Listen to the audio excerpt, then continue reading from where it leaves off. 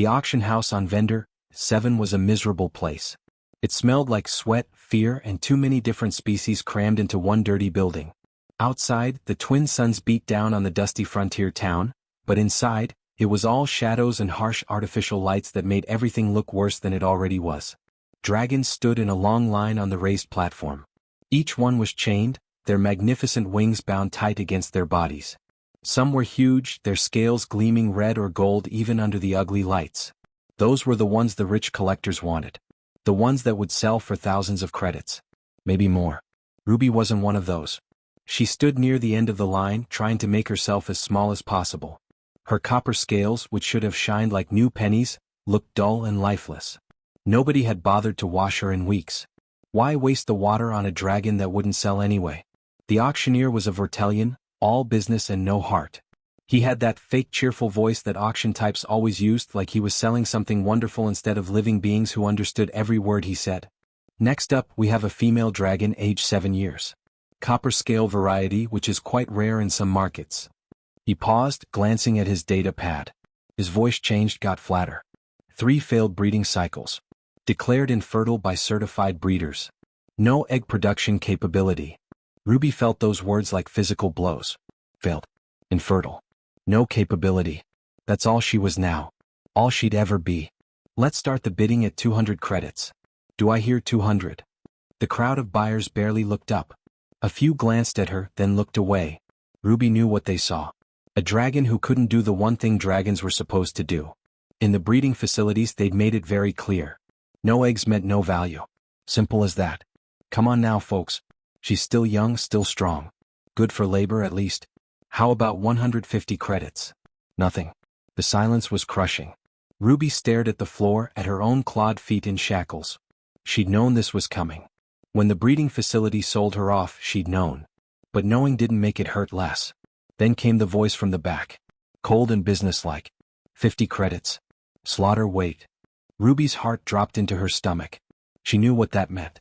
The meat processing companies bought failed dragons cheap, butchered them, sold the meat to restaurants on a dozen different worlds. Dragon meat was expensive. Exotic. She'd be worth more dead than alive. She closed her eyes. Maybe it was better this way. At least it would be over. At least she wouldn't have to feel worthless anymore. 500 credits. The voice was different. Quiet but firm. Human. Ruby's eyes snapped open. Every single person in that auction house turned to look at the speaker. He was standing near the middle of the crowd, one hand raised. A human man, maybe 40 years old, with sun-weathered skin and work-worn hands.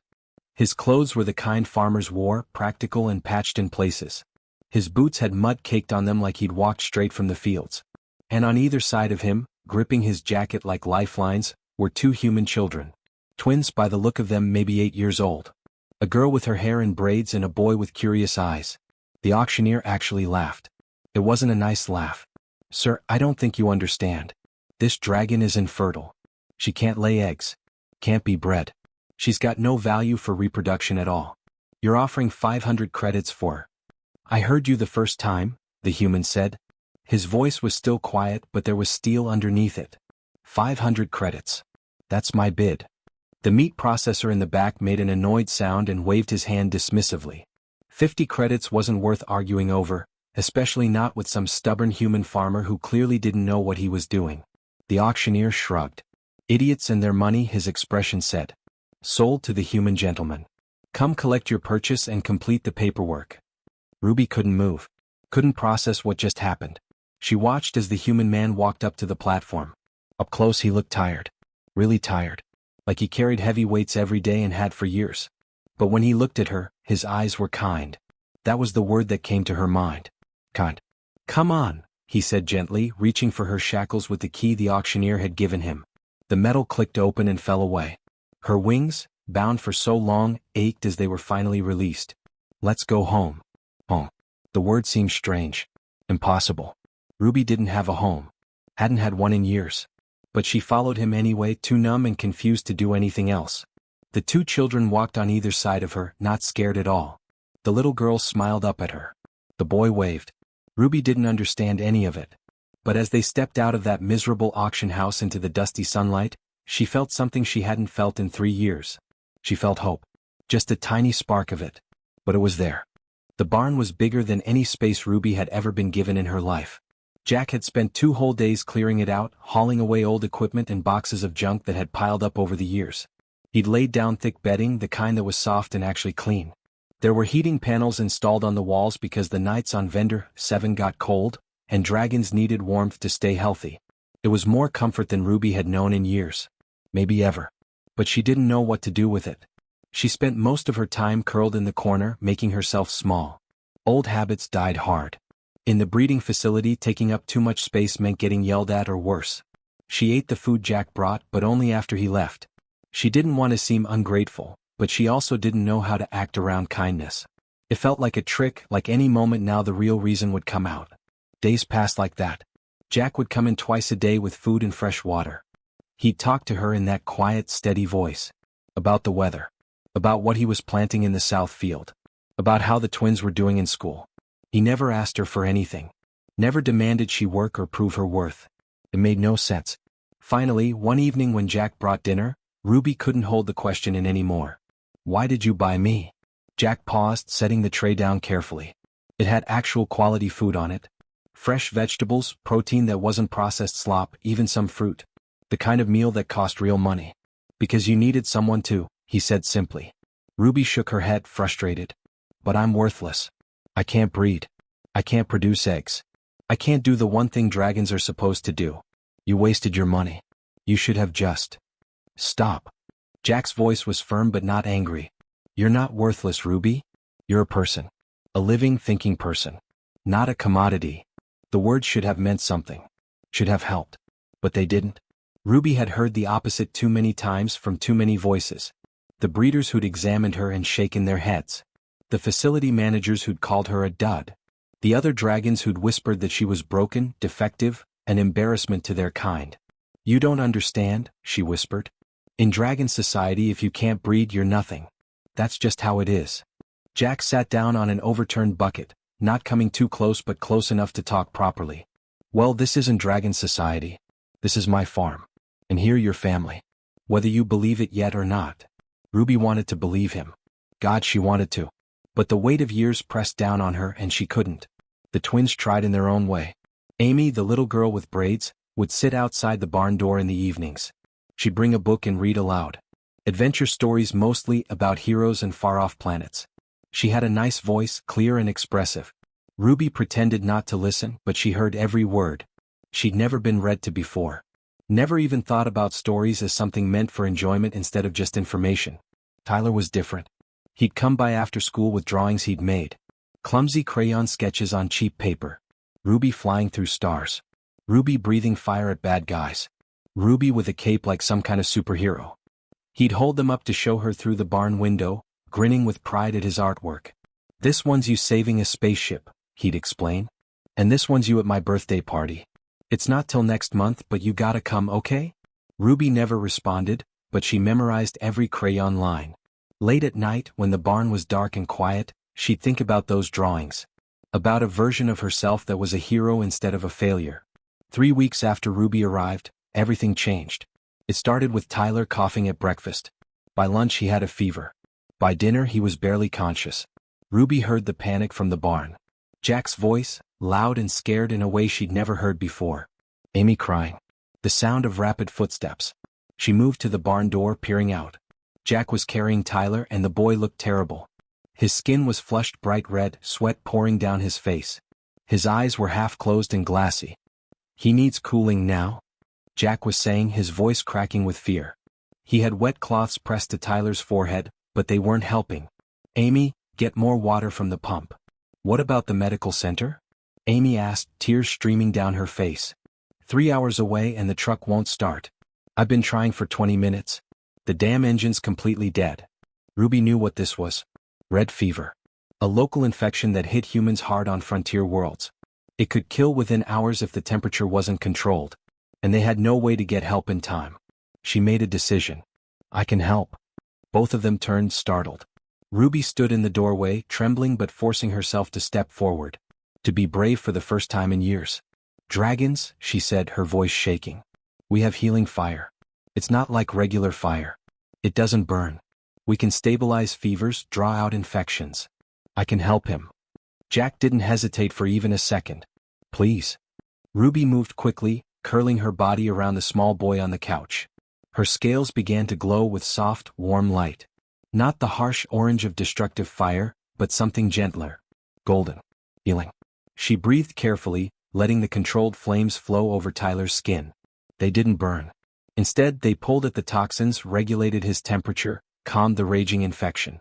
It took concentration, control, everything she had. 20 minutes later, Tyler's breathing steadied. His color returned to normal. His eyes fluttered open. Ruby? He mumbled, confused. Jack collapsed onto the floor beside the couch, tears streaming down his face.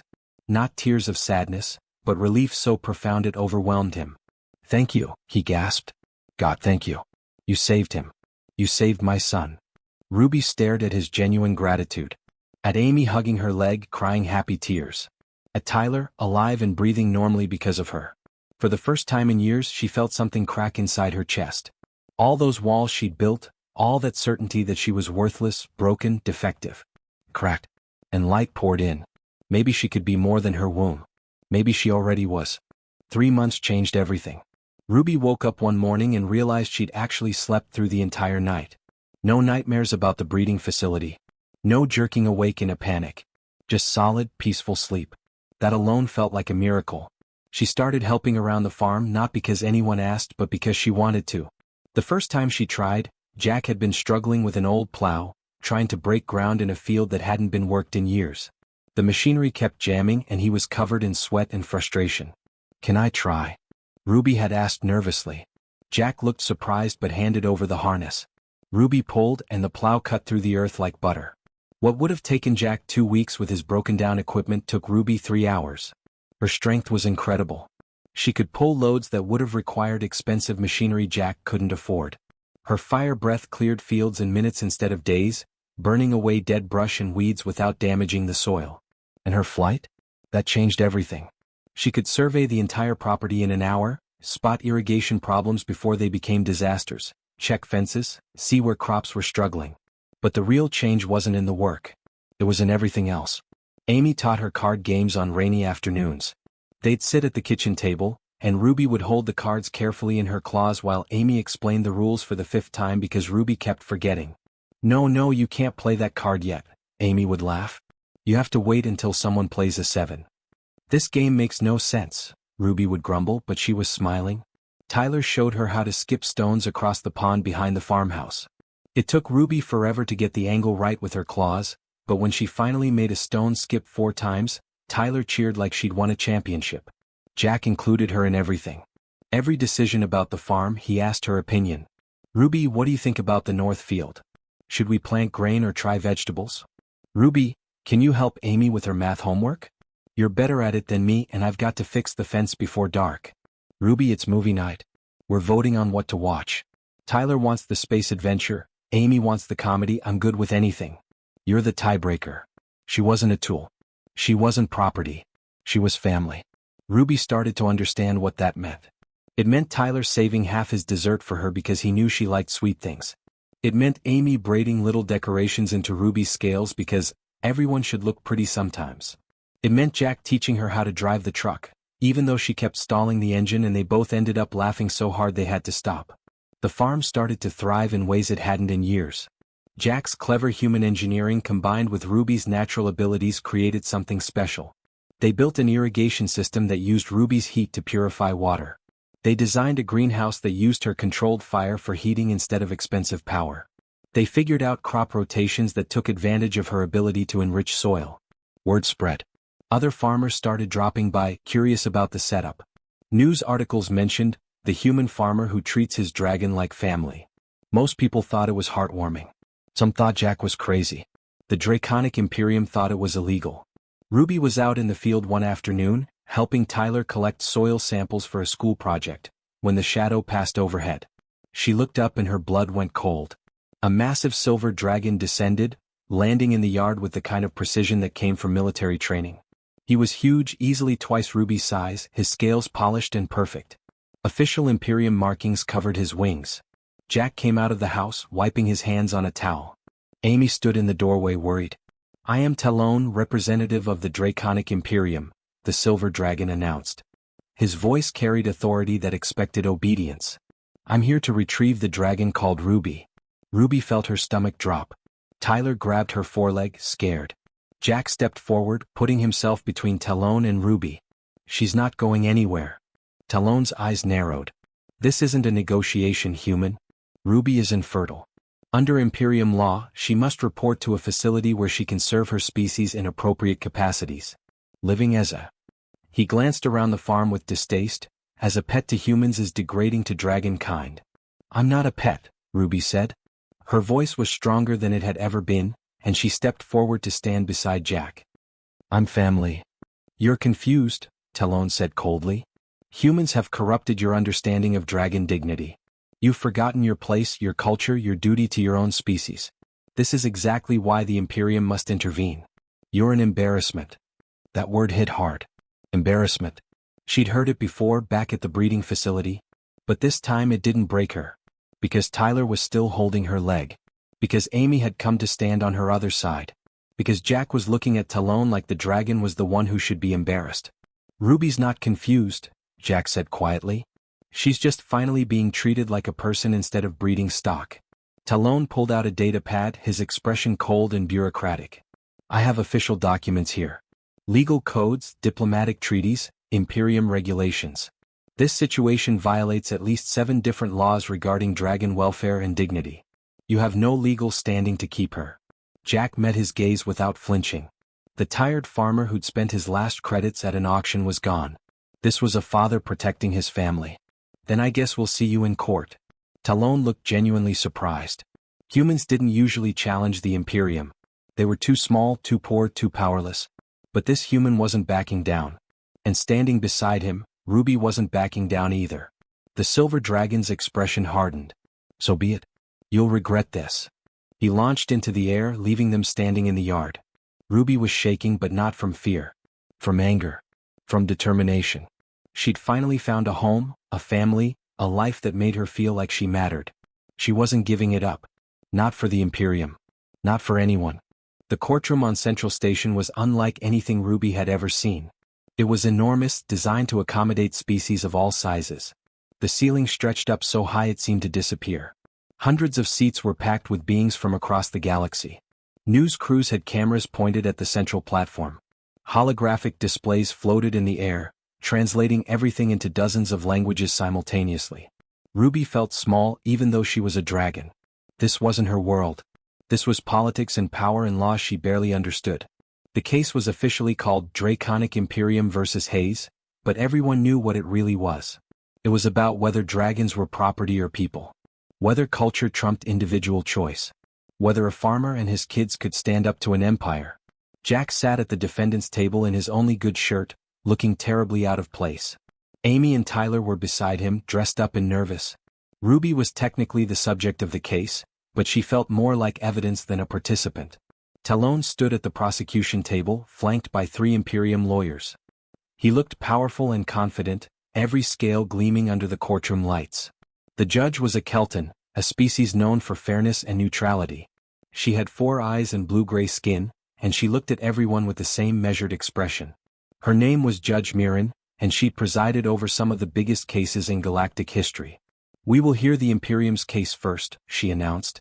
Talon stepped forward, and when he spoke, his voice filled the entire room. He was good at this. Confident. Convincing. Your Honor, this case is about protecting a vulnerable member of our species from exploitation. Dragons are apex beings with cultural traditions that span millennia. We have systems in place to care for all our people, including those who cannot breed. Infertile dragons like Ruby have always been provided for in Imperium facilities, where they contribute to dragon society in meaningful ways. They teach younglings, they serve in administration, they maintain our historical archives.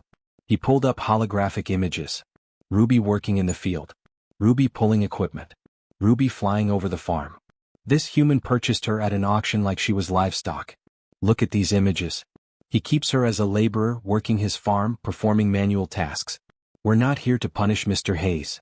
We're here to rescue Ruby from this exploitation and return her to her people where she belongs. Some of the crowd murmured agreement. It sounded reasonable when Talon said it like that. Like he was the good guy. Ruby felt sick. The images made it look like she was a slave. Then it was Jack's turn. He stood up slowly, walked to the witness stand. A simple farmer in a room full of galactic officials and lawyers. He didn't have fancy speeches prepared.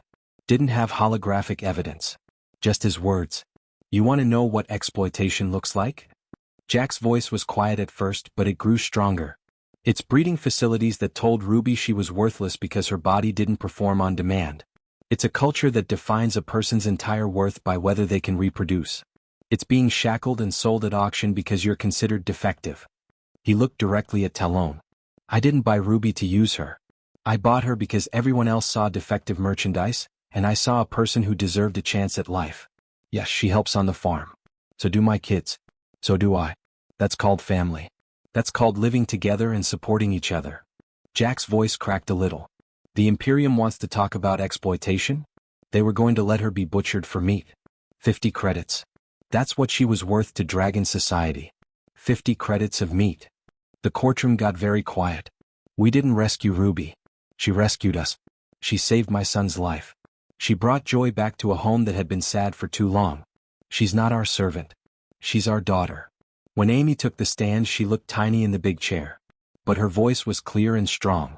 Ruby helps me with homework, Amy said. But not because she has to. Because she likes helping. She tells me stories about dragon constellations and what it was like growing up on her home world.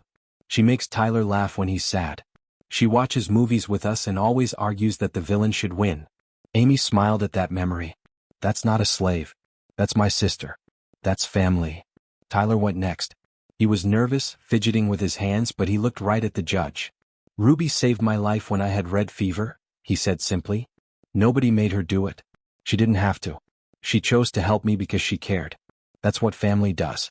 They choose to care about each other. Then Judge Mirren did something that surprised everyone. She looked directly at Ruby. The court needs to hear from you, she said gently. Not as evidence.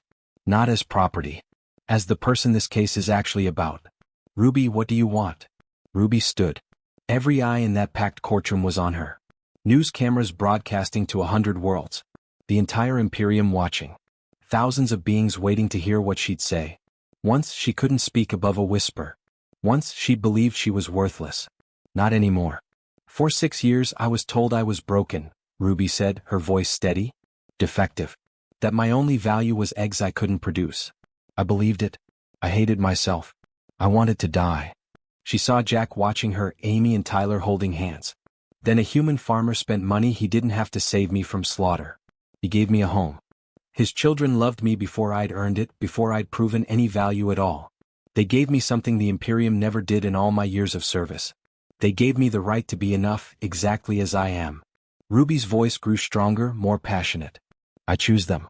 I choose Jack and Amy and Tyler. I choose humanity's radical, revolutionary idea that every life has worth beyond what it can produce. I choose family. I choose freedom. I choose me. The silence in the courtroom was absolute. Judge Mirren sat back, her 4 eyes thoughtful. Then she spoke and her words changed everything. Individual autonomy supersedes cultural tradition. A sentient being's right to choose their own path supersedes societal expectations. Ruby is granted full legal independence. The Draconic Imperium's claim is denied. The courtroom erupted. Cheers, shouts, reporters scrambling. Amy and Tyler rushed forward, hugging Ruby. Jack stood there with tears running down his face. Talon looked stunned. The Imperium had lost.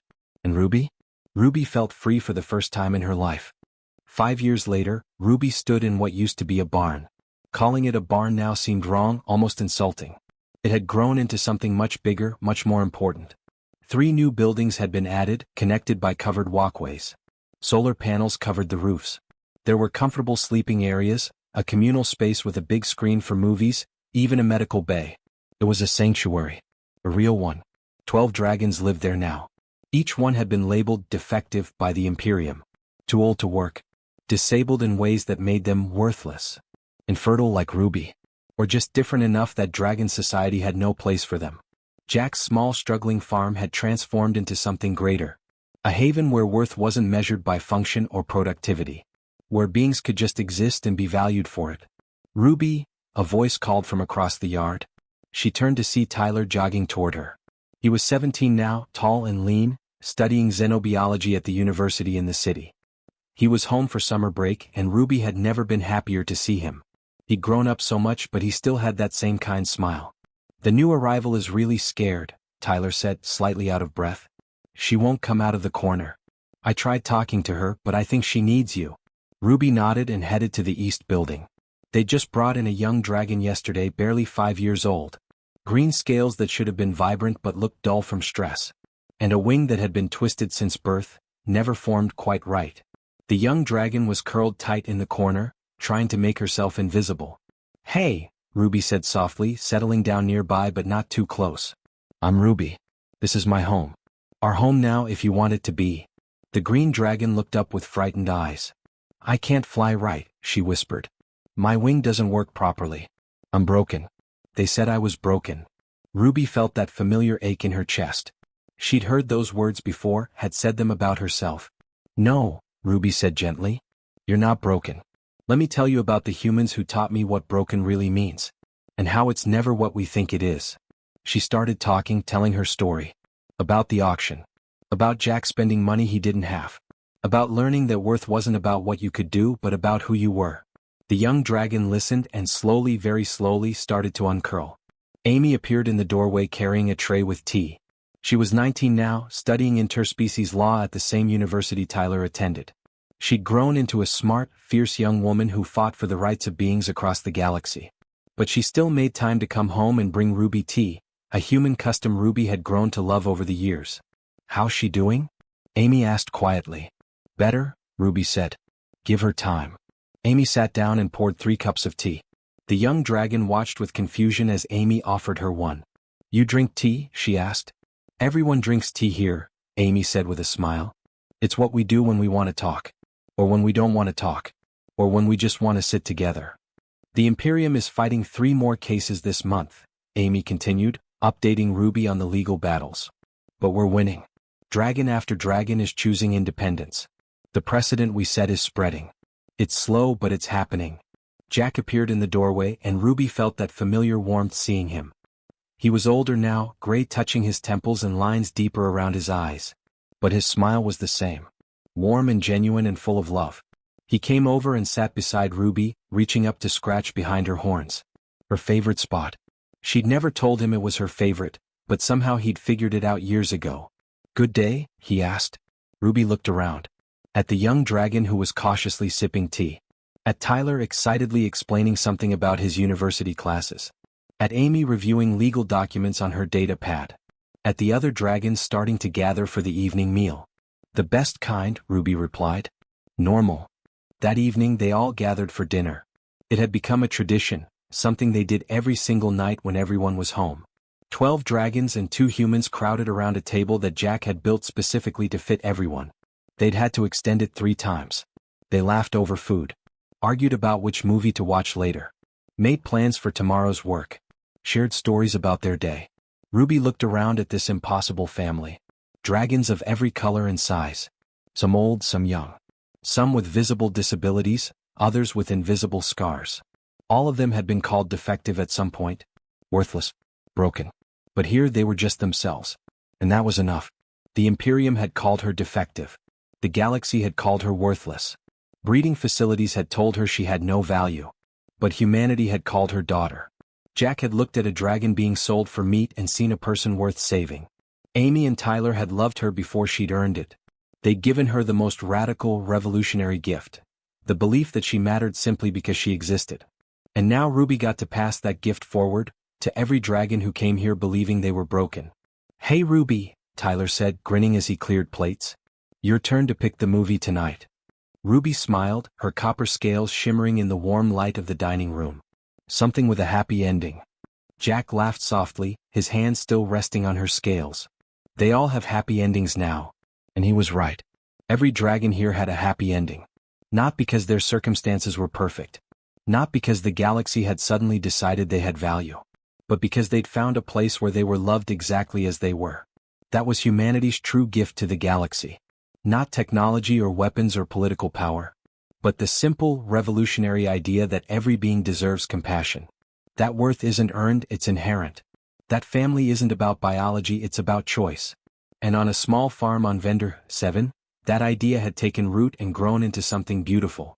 Ruby looked at Jack, this tired farmer who'd changed her entire world, and thought about how 5 years ago she'd wanted to die. Now she couldn't imagine being anywhere else. This was home. This was family. This was enough. And it always had been.